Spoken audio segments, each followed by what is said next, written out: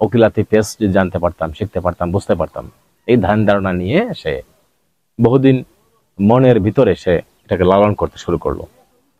আস্তে আস্তে সে উকিল সাহেবের চেম্বারের ভিতরে প্রবেশ করলো, আস্তে আস্তে কাছাকাছি উকিল সাহেবের যাওয়ার চেষ্টা করলো এবং গেল। একদিন সে উকিল সাহেবকে প্রশ্ন করলো যে, উকিল সাহেব, যদি আপনি আমাকে ওকালতি পেশটা শিখিয়ে দিতেন তাহলে আমি খুব খুশি হতাম। উকিল সাহেব চিন্তা করলেন যে আস্ত মানুষ তো ওকালতি পেশ শিখতে চায়। তখন তিনি তাকে বললেন, তুমি করো কি? সে লোকটি উত্তর দিল, আমি কুমার, আমার কাজ হলো মাটি দিয়ে বিভিন্ন হাড়ি পাতিল বানানো। তখন উকিল সাহেব বলতেছেন, তাহলে ঠিক আছে, তুমি একটা কাজ করবো আমার জন্য। কি? আমার জন্য মাটি দিয়ে একটা টাকা বানিয়ে নিয়ে আসবা। মাটি দিয়ে একদম পাতলা করে টাকার মতো করে একটা টাকা বানিয়ে নিয়ে আসবা। যেদিন আসতে পারবা সেদিন তোমাকে আমি উকালতির পেশ শিখিয়ে দেব। কুমার লোকটি বলতো, সেটা কোনো বিষয়ই না, আমি আজই গিয়ে তৈরি করব এবং কালই আপনার সামনে নিয়ে আসবো।